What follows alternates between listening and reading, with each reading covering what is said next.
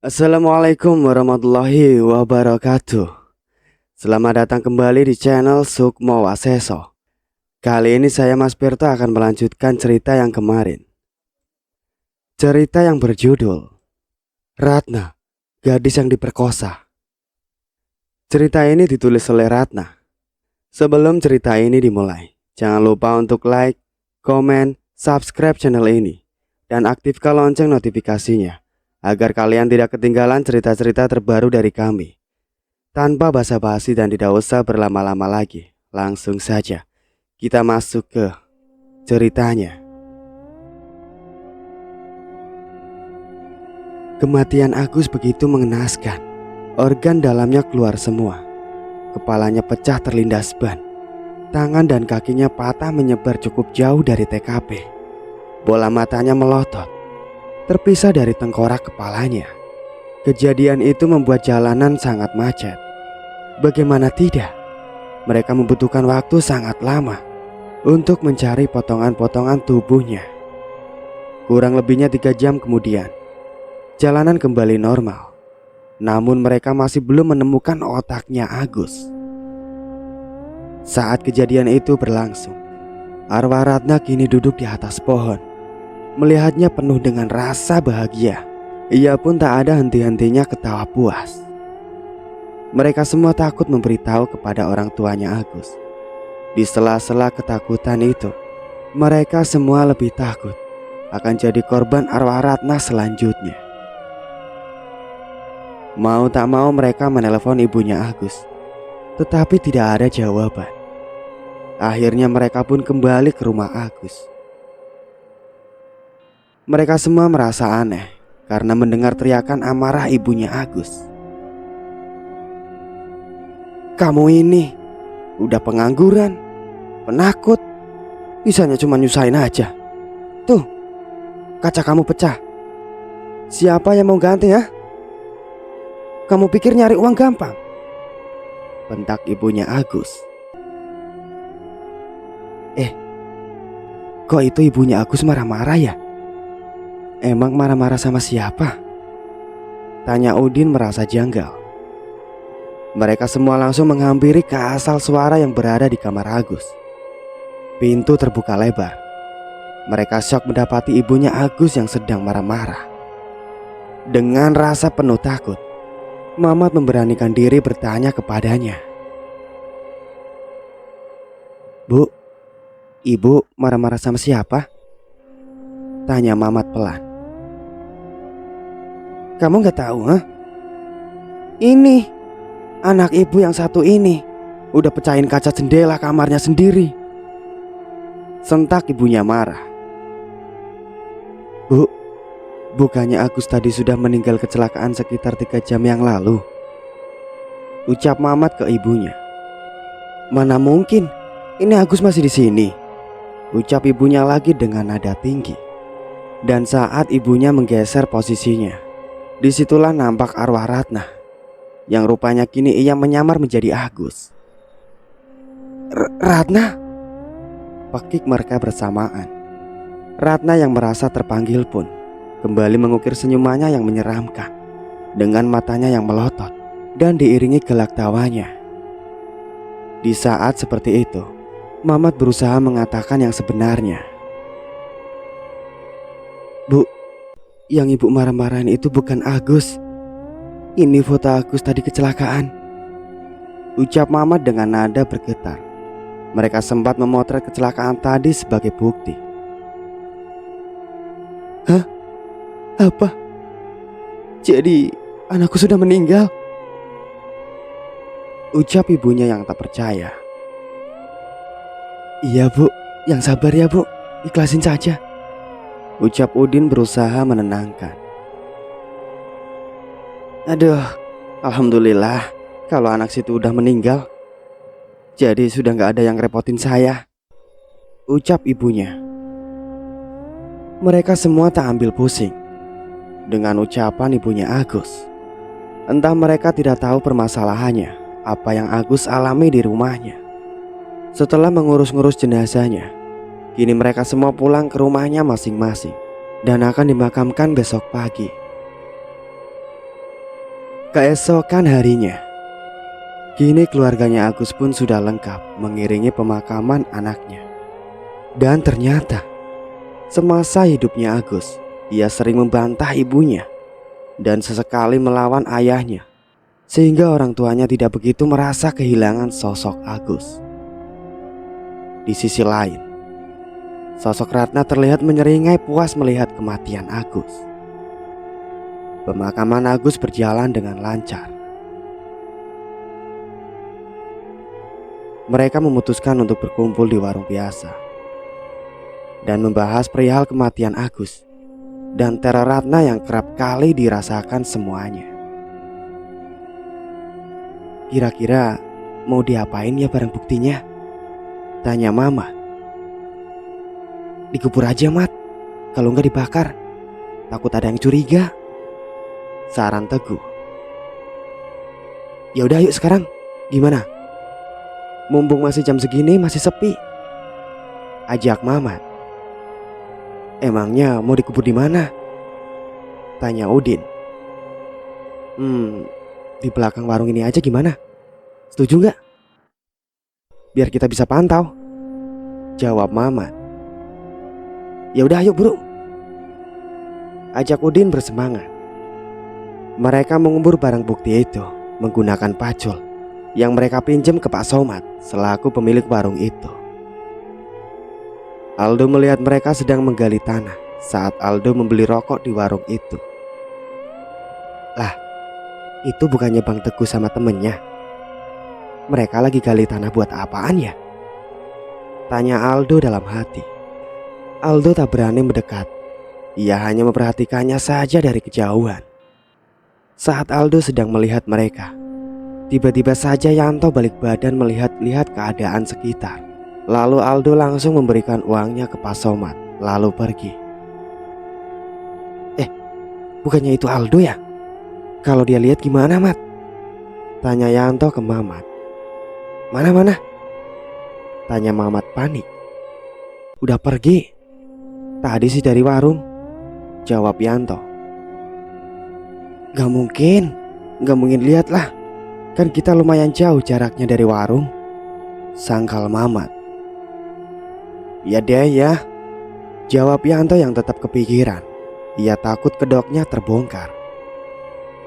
Beberapa menit kemudian, mereka sudah selesai menguburkan barang buktinya. Lalu mereka kembali duduk di warung tadi. Tak lama kemudian, Yanto izin ke temannya pulang lebih awal. Oke, kita ke sudut pandang Yanto. Bro, gua pulang duluan ya, pamitku ke mereka. Tumben, balik duluan toh? Tanya Udin heran. Iya nih, gua gak enak badan, ucapku asal. Ya udah hati-hati ya. Thanks Yanto, udah bantuin, ucap Mamat. Ya santai aja sih, jawabku. Kemudian aku langsung pulang. Saat di perjalanan, aku melihat ada cewek cantik menangis sendirian di pos ronda. Itu cewek siapa ya? Kok gue baru lihat? Gas lah samperin, gumamku dalam hati. Kenapa Neng? Kok nangis? Tanyaku ke cewek itu. Aku tersesat bang, jawab cewek itu. Emang kamu orang mana kok tersesat? Tanyaku. Di desa seberang bang, jawab cewek itu pelan.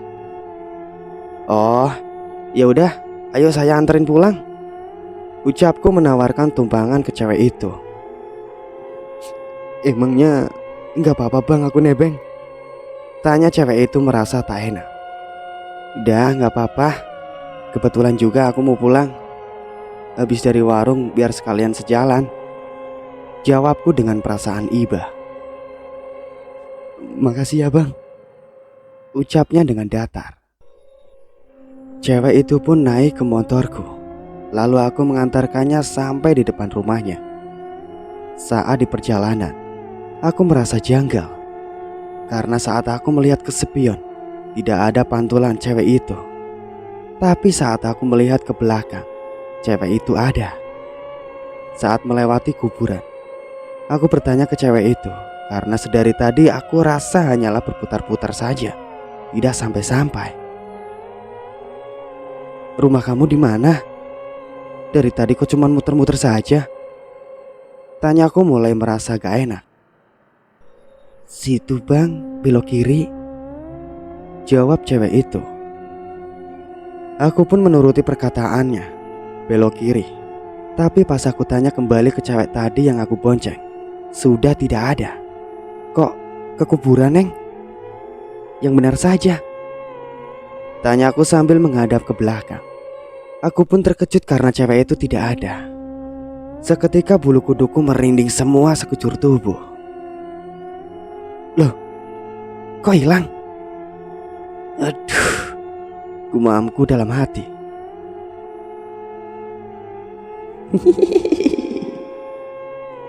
Gelagak tawa Ratna menggelagar. Aku yang mendengarkannya pun langsung menghadap ke atas pohon di depanku. Aku melihat arwah Ratna yang tersenyum mengerikan. Ingin sekali aku berteriak, namun seakan-akan ada yang membekap mulutku. Aku pun langsung memutar motorku dan pergi dengan kecepatan tinggi. Arwah Ratna yang melihatku ketakutan pun tertawa menyeramkan, sampai aku menghilang dari pandangannya. Dengan nafas terengah-engah, aku sudah sampai di rumah.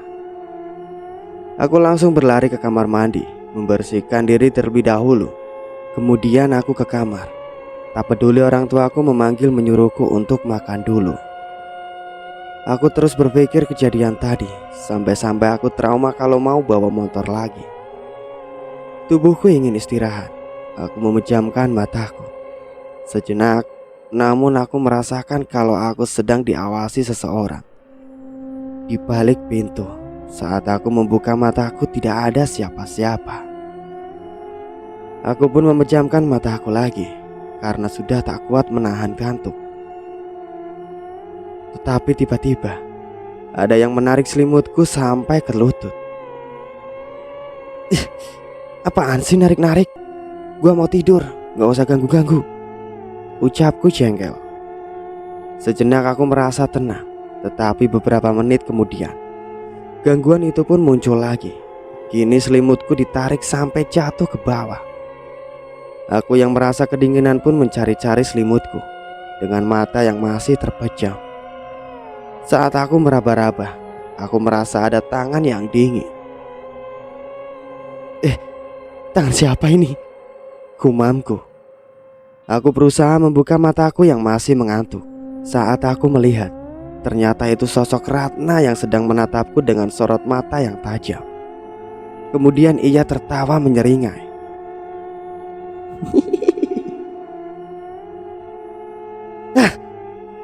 Pakiku dengan lantang sambil melemparkan bantal ke wajah yang seram. Dengan sikap aku mengambil selimut yang terjatuh, lalu aku menyelimuti tubuhku lagi. Sekarang aku merasa atmosfer di kamarku telah berbeda. Lampu kamar pun menjadi mati nyala terus menerus. Tawanya tak terhenti, membuatku pusing sendiri mendengarnya. Aku yang mulai frustasi mencari sesuatu untuk kulemparkan ke arahnya. Dan sialnya, aku tidak menemukan barang apapun di atas nakas. Tapi aku teringat, aku memasukkan jam bekerku ke dalam laci. Aku pun segera mengambilnya, bersiap-siap untuk melemparkan ke arahnya jika dia menampakkan wajahnya lagi. Aku memberanikan diri untuk melihat sosoknya. Namun saat aku membuka mataku, aku tak melihat sosok itu lagi. Akhirnya aku pun bernafas lega dan melanjutkan tidur lagi. Namun saat aku mulai memejamkan mataku lagi, aku merasa ada yang menindihiku. Tubuhku rasanya berat sekali saat ku buka mataku pelan-pelan. Rupanya itu sosok tadi yang sekarang berdiri di atas tubuhku dengan senyum yang sangat mengerikan. Sontak aku pun mengambil jam beker yang sudah aku persiapkan tadi dan kulemparkan ke arahnya. Tawanya pun kini menggelagar.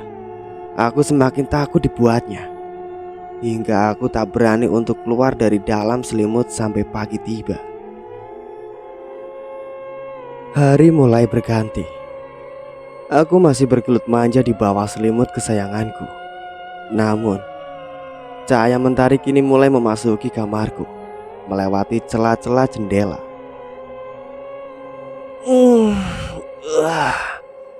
Jam berapa sih ini? Gumamku yang masih mengantuk. Loh, jam beker gua di mana sih? Perasaan biasanya gua taruh di laci. Gumamku sambil mencari-cari jam bekerku. Sesaat aku teringat kejadian semalam. Sial. Lupa gua kalau jam yang semalam gua lempar. Untung masih jam 7. Ucapku sambil melihat jam di layar ponselku. Aku langsung membereskan tempat tidurku, lalu pergi ke kamar mandi untuk mencuci muka. Saat aku sudah selesai dari kamar mandi, aku melihat ibuku yang sedang menyiapkan sarapan. Lalu aku menghampirinya. Tumben bu, pagi-pagi masih di rumah. Biasanya sudah pergi. Tanya aku basa-basi. Hening, tidak ada jawaban. Wajahnya pun terlihat pucat pasi, tak seperti biasanya. Tapi aku tak menghiraukannya. Aku yang merasa diabaikan pun acuh.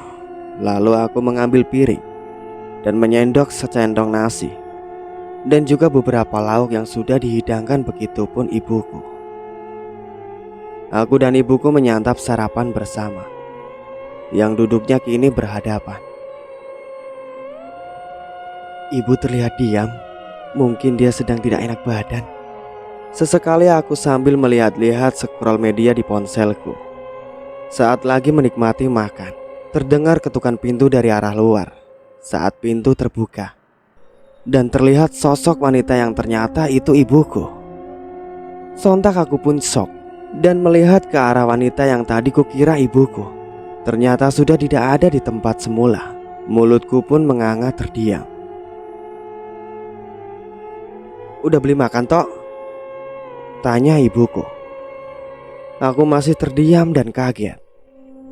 Setelah dia melihat apa yang aku makan, ibuku pun langsung berteriak melihat apa yang sedang aku makan. Astaga Yanto, kamu makan apaan? Buang sekarang. Aku pun bingung dengan ibuku. Setelah aku lihat makanan yang tengah aku makan, aku tersentak kaget melihat segetuk cacing dan belatung. Perutku pun terasa teraduk-aduk seketika. Aku berlari ke kamar mandi untuk memuntahkan isi perutku. Setelah itu, ibuku pun menghampiri dan bertanya, Yanto, kamu gak ngelakuin hal-hal aneh kan? Tanya ibuku dengan panik. Lalu aku pun menceritakan kejadian yang sebenarnya. Aku pun menjelaskan secara detail. Ya udah, lain kali hati-hati dan jangan ngelakuin hal-hal yang aneh-aneh lagi, sahut ibuku. Iya bu, jawabku. Malam pun telah tiba. Malam ini aku tidak ingin kemana-mana. Ya meskipun teman-temanku seperti biasa akan berkumpul di warung. Tapi biarlah, malam ini sepertinya aku butuh istirahat. Tubuhku kini demam tinggi sampai menggigil. Perlahan mataku pun terbenam dan larut dalam mimpi. Tapi belum lama tubuh ini menjelajahi alam mimpi. Terlalu jauh lambat-lambat aku mendengar lagi suara rintihan seseorang. Semakin kubiarkan suara itu kini terdengar semakin pilu dan terdengar menyayat hati. Aku pun terbangun dan melihat ke sekitar tidak ada siapa-siapa. Lalu ku teruskan langkahku ke kamar mandi karena aku mendengar seperti ada seseorang yang sedang mandi. Setelah ku cek ternyata tidak ada siapa-siapa. Tapi sekelebat mataku seperti menangkap sosok bayangan putih. Buluku pun mulai meremang. Seketika aku menyalakan lampu, tapi anehnya lampu tidak bergeming. Kulihat dari arah atas lampu tetangga lainnya padahal menyala. Ku ambil handphone untuk mengaktifkan senter. Terdengar dari arah belakang seperti ada dengusan nafas berat. Ku arahkan senterku ke sumber suara, dan sudah berdiri tegak sosok menyeramkan dengan mata melotot yang hampir lepas menatapku dengan tajam. Seketika tubuhku kaku, nafas dan suaraku pun terasa tercekat. Kini wajah menyeramkan itu hanya berjarak 1 jengkal di hadapanku. Dengan bau yang sangat anyir dan busuk, tiba-tiba sosok itu mencekikku dan menghempaskan tubuhku hingga terpental. Aku mencoba bangkit, tapi kepalaku serasa berat karena benturan keras. Sosok itu tertawa menggelegar. "Kau pikir kau mau pergi kemana? Kau akan segera menyusul temanmu yang biadab itu. Tolong, maafkan saya. Aku masih ingin hidup untuk menebus semua kesalahanku. Ampun," bagiku dengan suara terbata. "Ampun katamu? Kau pikir aku ingin menjadi seperti ini? Kau pikir aku tidak ingin hidup selayaknya orang biasa? Hah? Tenang saja, aku tidak akan membiarkanmu mati secepat itu. Kau harus membayar semuanya, lebih pedih dari yang aku rasakan," serunya. Dia pun kembali mencekikku dengan kuku tajamnya yang sebagian menusuk leherku. Aku tak mampu berbuat apa-apa, hanya linang air mata yang terus mengalir ke pipiku. Dan kesadaranku pun perlahan menghilang dan semuanya gelap. Keesokan harinya, Yanto pun perlahan tersadar dengan darah bercucuran yang sudah mengering. Ia pun terbangun dan bergegas ke kamar mandi membersihkan darah. Mentalnya kini benar-benar hancur memikirkan kejadian semalam. Ia tak berani keluar kamar. Tiba-tiba pintu kamar pun diketuk. "Tok, kamu udah bangun belum? Sini keluar, Mama mau ngomong. Mama mau keluar kota," ucap Ibu Yanto. "Ya udah, hati-hati mah. Yanto lagi di kamar mandi," sahut Yanto dengan suara yang terdengar paruh. "Kamu gak apa-apa kan, Nak?" lanjutnya. "Iya mah, Yanto gak apa-apa," jawab Yanto. "Ya udah, Mama pamit." Hening tidak ada jawaban. Kini Yanto semakin tertekan. Dia benar-benar kehabisan akal apa yang harus dia lakukan. Setelah selesai membersihkan diri, Yanto pun terlelap. Dan dia seperti bermimpi melihat sosok tubuhnya seperti dimakan arwah Ratna. Dia pun terbangun dengan nafas yang ngos-ngosan. Dan benar saja, di samping tidurnya seperti ada sosok yang tengah tertidur di dalam selimutnya. Yanto pun perlahan membuka selimut dan ia pun terlonjak kaget. Sosok Ratna telah menyeringai menatapnya dengan tajam. "Pergi dari sini," pekik Yanto.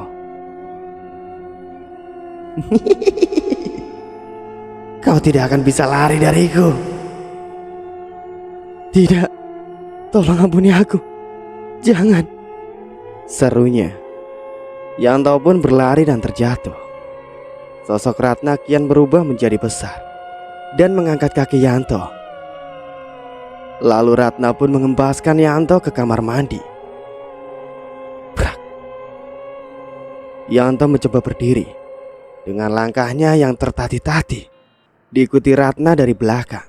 Langkahnya terhenti di dekat jendela. "Tidak, ampun, aku mohon, tolong jangan bunuh aku," mohonnya. "Dasar manusia biadab," gemar Ratna. Dengan penuh dendam Ratna mencabik-cabik tubuh Yanto hingga baju yang ia kenakan pun compang-camping. Hanya menyisakan beberapa helai, kemudian sosok Ratna mendorongnya dengan keras hingga ia terjatuh dari jendela lantai 2. Gemertak tulang terdengar renyah di tulang Ratna.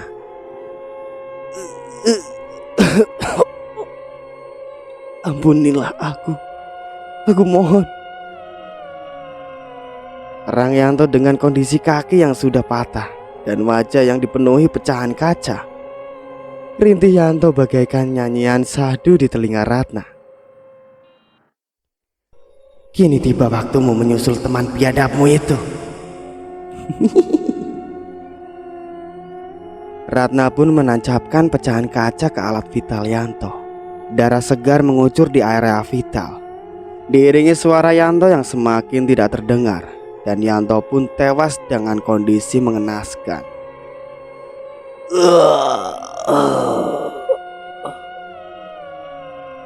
Rang Yanto menghembuskan nafas terakhir. Sosok Ratna pun menyeringai dengan senyuman puas dan perlahan berubah menjadi kepulan asap hitam. Keesokan harinya, Pak Danu melintas dari ke arah kebun melewati depan rumah Yanto. Samar-samar melihat sosok pemuda tergeletak. Pak Danu yang penasaran pun perlahan menghampiri. Betapa syok dan kagetnya Pak Danu melihat jasad Yanto yang tergeletak tanpa berbusana dengan kondisi yang mengenaskan. "Hah? Yanto?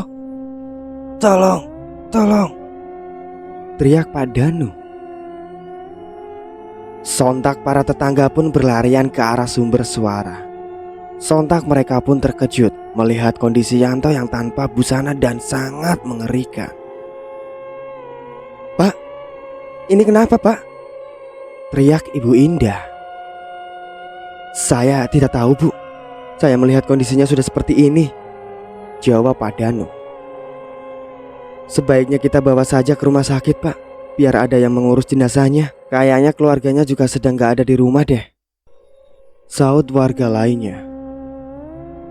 "Ya sudah, saya akan memberitahu Pak RT dulu," sahut Pak Danu. Jenazah Yanto pun kini dilarikan ke rumah sakit. Selang beberapa waktu, Mamat melintasi depan rumah Yanto. Lalu ia melihat keramaian di rumah Yanto, dan ia pun menghampiri dan bertanya, "Permisi, permisi. Pak, ini ada apaan ya? Kok rame-rame?" tanya Mamat. "Nak Yanto ditemukan meninggal tanpa busana. Kondisinya sangat mengerikan banget. Jawab Pak RT. Bab disambar petir siang bolong, Mamat shock dan langsung panik. "Ini pasti ular Ratna," gumam Mamat. "Ini tidak bisa dibiarkan. Aku harus melakukan sesuatu," sambungnya. Ia pun segera menelepon teman-temannya. "Halo Din, cepat kumpul di warung seperti biasa. Cepat." Santai aja dong ngomongnya. Ada apaan ini?" jawab Udin. "Gak ada waktu buat jelasin. Pokoknya kumpul saja. Ajak teman yang lain." Oke. Gue segera kumpul ke situ." Singkat cerita, mereka pun berkumpul di warung seperti biasa. Mamat terlihat mondar-mandir menunggu kedatangan temannya. Akhirnya mereka berdua pun datang. Tanpa basa-basi, Mamat pun menjelaskan semuanya. Lu udah pada tahu belum? Yanto meninggal," ucap Mamat. "Jaga ya mulut lu, jangan ngomong sembarangan," seru Udin. Ia langsung emosi.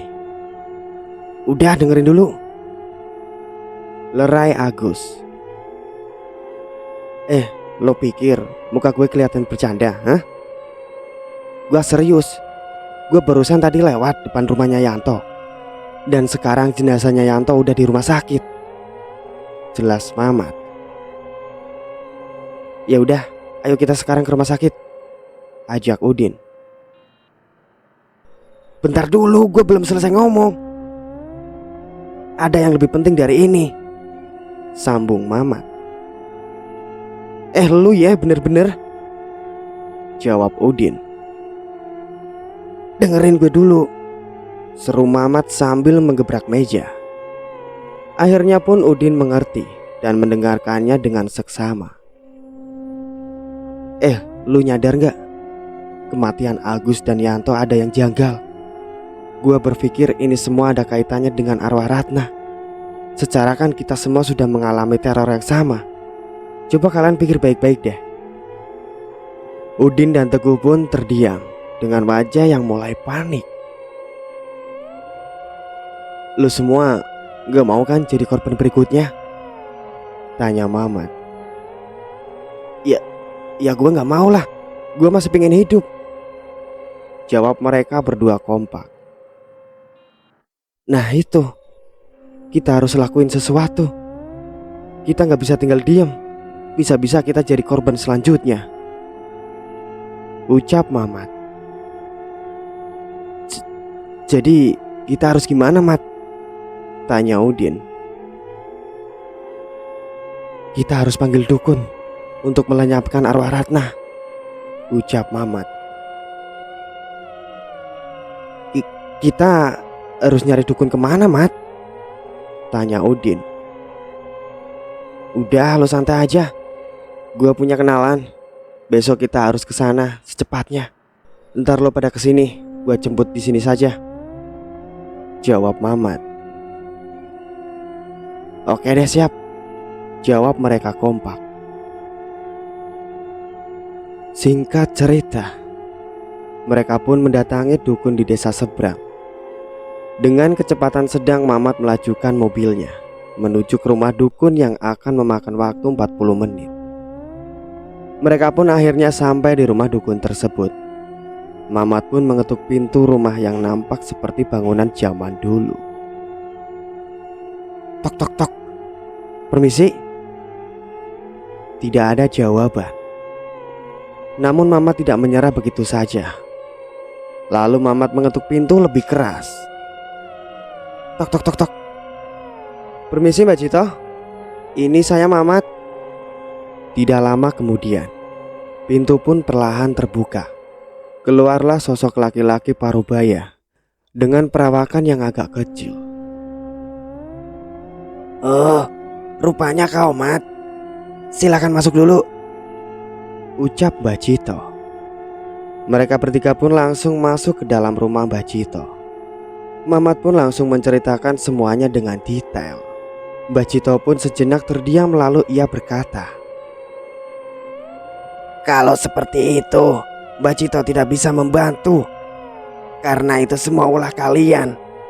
Dan itu sangat beresiko jika Mbah yang ikut campur, terang Mbak Cito panjang lebar. Tolong Mbah, kami tidak mau mati Mbah. Berapapun akan kami bayar Mbah. Sekarang saya sudah bawa uang 70 juta.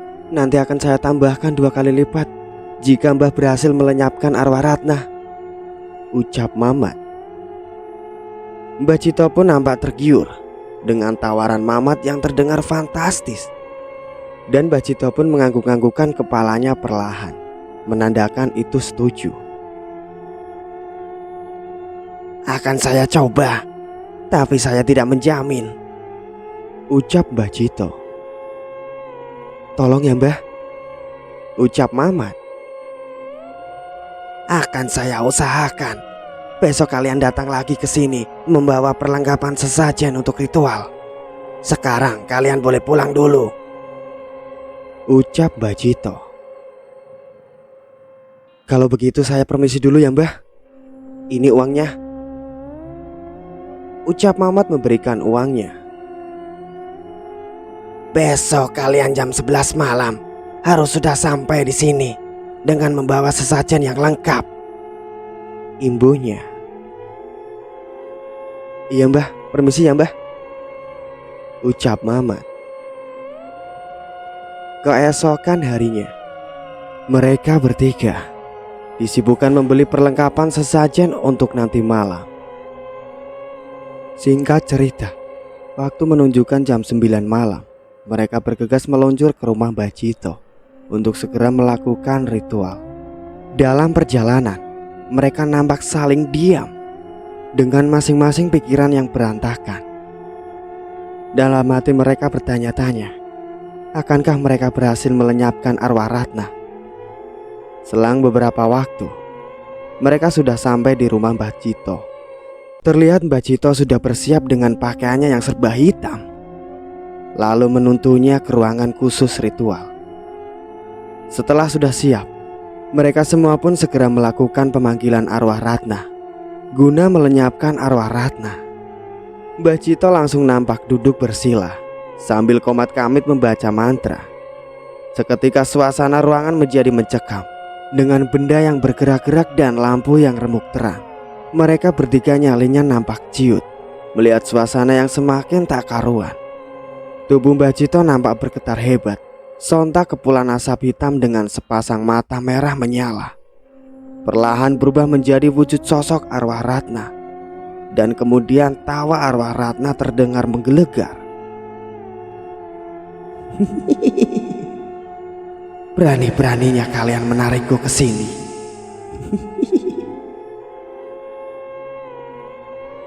Mat, kita harus gimana ini, Mat? Tanya Teguh dengan panik. Udah, lu tenang aja, konsentrasi. Pasti Mbak Cito bisa menyelesaikannya, ucap Mamat. Di sisi lain nampak Udin shock dan terdiam, tak bisa berkata-kata melihat semua kejadian di depan matanya. Disitulah terjadi pertarungan sengit antara Mbah Cito dan arwah Ratna. Sampai akhirnya tubuh Mbah Cito bergetar dan terangkat ke langit-langit rumah, dan kemudian dijatuhkan dengan posisi kepala di bawah dan terhentak sangat keras. Brak, brak. Sial, aku tidak sanggup. Rang Mbah Cito sambil berbatuk memuntahkan darah dengan posisi leher yang sudah patah. Sontak Mbah Cito lari tunggang langgang meninggalkan mereka bertiga. Ah, sial Mbah Cito, dengus Mamat. Mat, gue gak mau mati, Mat, seru Udin dan Teguh.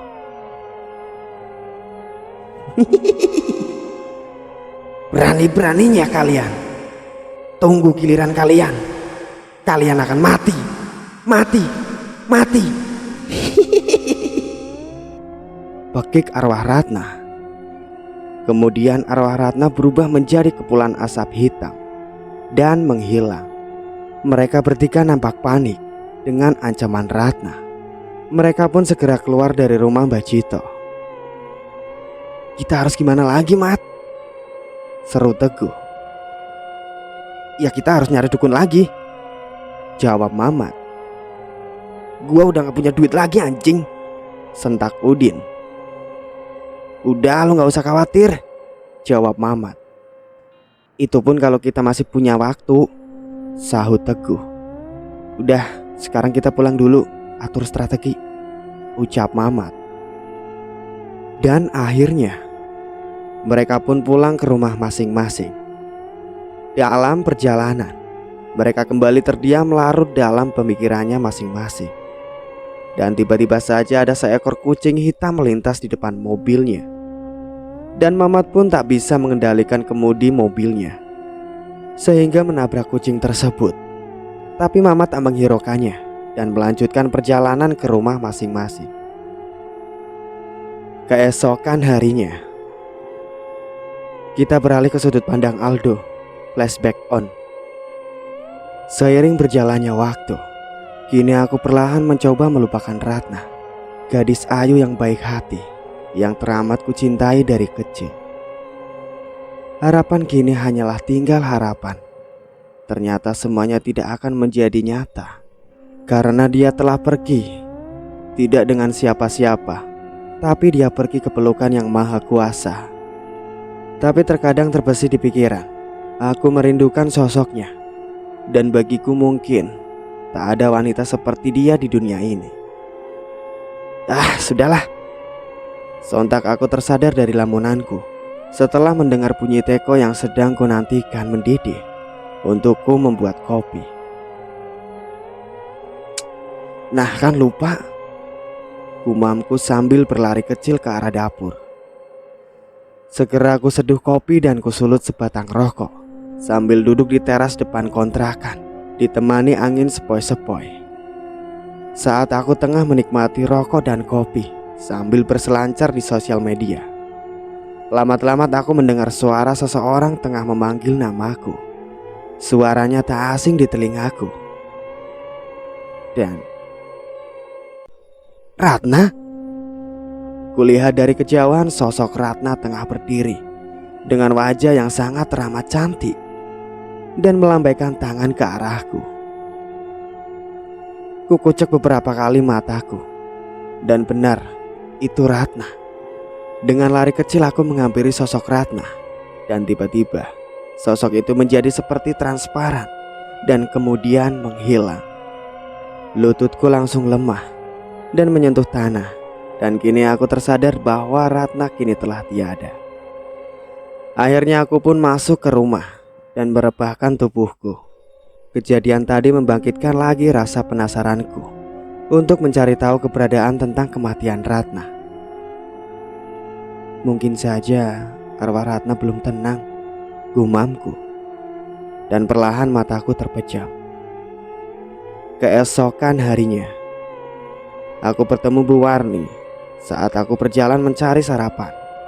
Kulihat Bu Warni tengah memilih-milih sayuran. Nak Aldo, mau kemana nak? Sapanya. Ini Bu, mau cari sarapan, jawabku. Gak mampir nak ke rumah ibu? Sambungnya. Ya Bu, nanti mampir kok. Ya udah Bu, aku lanjut dulu ya. Oh iya nak, jawabnya. Aku pun melanjutkan langkahku, dalam hatiku bergumam. Apa aku cerita saja kali ya ke Bu Suwarni? Batinku. Secara Ibu Suwarni memang nampak peduli semasa Ratna masih hidup. Akhirnya aku pun memantapkan hati untuk menceritakan ke Bu Suwarni nanti. Singkatnya, aku pun pulang ke kontrakan setelah membeli beberapa makanan dan cemilan. Sesekali aku teringat dengan kematian Agus dan Yanto yang terkesan janggal dan berurutan. Tiba-tiba ingatanku kembali pada tingkah mereka yang mencurigakan saat mereka main ke kontrakan ini. Jantungku semakin berdetak tak karuan saat mengingat aku pernah menemukan beberapa kain dan pakaian penuh darah. Semua ini membuatku pusing, resahku. Aku pun akhirnya merebahkan tubuhku sejenak sebelum kulangkahkan kakiku untuk ke rumah Bu Warni. Semua ini harus segera aku selesaikan, batinku. Singkatnya, setelah beberapa menit, aku mencoba menenangkan hati dan pikiranku. Aku pun berlanjut mendatangi rumah Bu Warni. Sesampainya di sana, tanpa berbasa-basi, aku menceritakan semuanya dengan detail dari A sampai Z. Oh, iya. Apa jangan-jangan mereka semua ada kaitannya dengan... Sautnya lirih tapi masih dapat kudengar. Dengan apa Bu? Tanya aku penasaran. Dengan kematian Ratna, secara mereka itu sering usil ke Ratna dan sering mengganggunya semasa Ratna hidup. Jelasnya yang membuatku semakin yakin. Sial, ternyata mereka, gusarku. Pokoknya saya harus menuntaskan semua misteri ini, sambungku dengan tegas. Iya nak, semoga Allah memberimu petunjuk, ucap Bu Warni. Sebenarnya ibu ingin ke rumah mendiang Ratna. Siapa tahu ada sesuatu yang bisa dijadikan petunjuk. Tapi ibu tak berani pergi ke sana sendirian. Sempat berpikir juga ibu ingin ajak Na Aldo untuk ke rumahnya Ratna. Tapi ibu takut akan terjadi fitnah yang tidak-tidak. Na Aldo tahu sendiri kan orang-orang sini kalau udah ngegosip bagaimana, sambungnya panjang lebar. Aku pun mengangguk mengerti. Ya sudah Bu, kalau gitu saya pamit permisi dulu ya. Iya nak, maafin ibu ya, gak bisa bantu banyak. Ibu hanya bisa mendoakan semoga semuanya diberi kemudahan, amin, ucapnya panjang lebar. Amin. Enggak Bu, enggak. Semuanya sudah cukup membantu kok. Saya sangat berterima kasih ke ibu sudah begitu peduli dengan Ratna. Kalau begitu saya pamit ya Bu. Assalamualaikum. Waalaikumsalam, jawab Bu Warni dengan tatapan yang sangat terlihat sendu. Untuk cerita kali ini saya cukupkan sampai di sini dulu. Terima kasih banyak untuk kalian semua yang sudah setia mengikuti cerita-cerita kami. Nantikan kelanjutan ceritanya hanya di Sukmo Waseso. Sebelum saya pamit, jangan lupa untuk like, komen, subscribe channel ini, dan aktifkan lonceng notifikasinya. Wassalamualaikum warahmatullahi wabarakatuh.